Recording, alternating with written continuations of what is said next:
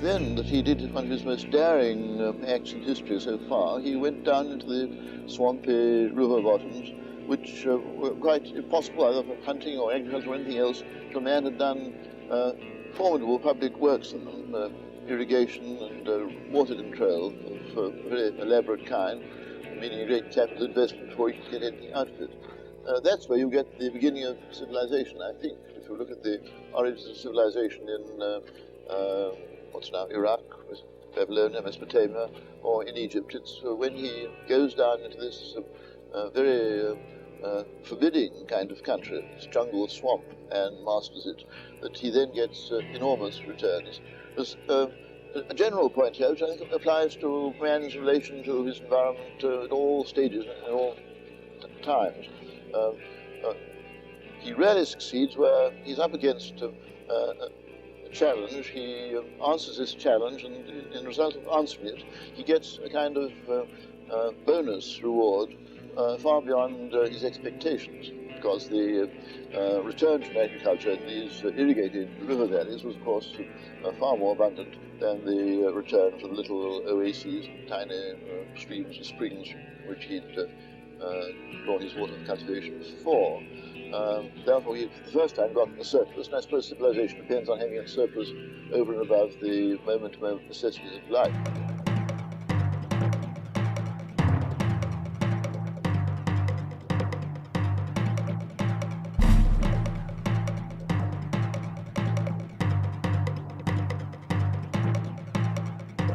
All cities seem to have a mythical origin that is often another city, that is often some other foundation that they're recalling or aspiring to. And so many great cities of the past aspired to other places. In many ways, Alexandria, Egypt, was meant to be a kind of a more perfect Athens in some sense or another. So all cities really harken back to some mythical foundation. It's hard to know where that actually begins.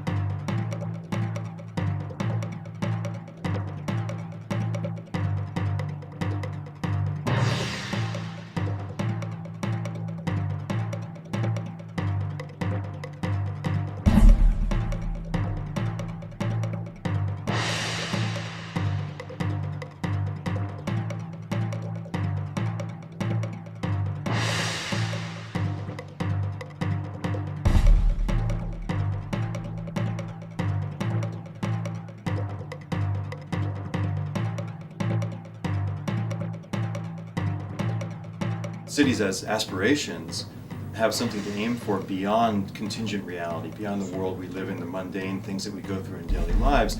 They become metaphors for paradise. They become models of the kind of ideal mind that might order and structure the cosmos. And at that level, they become something that even transcends earthly reality. Be models of heaven, for example, as they were for St. Augustine.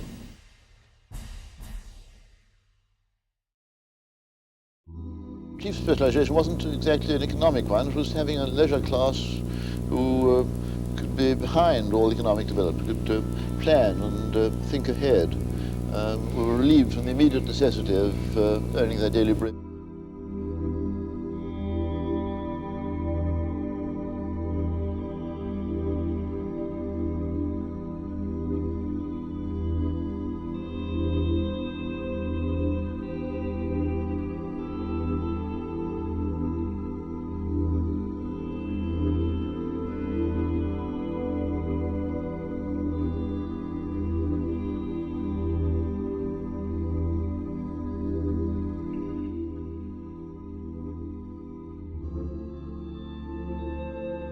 The rise and fall of images of the future precedes or accompanies the rise and fall of cultures. As long as society's image is positive and flourishing, the flower of culture is in full bloom. Once the image begins to decay and lose its vitality, however, the culture does not long survive.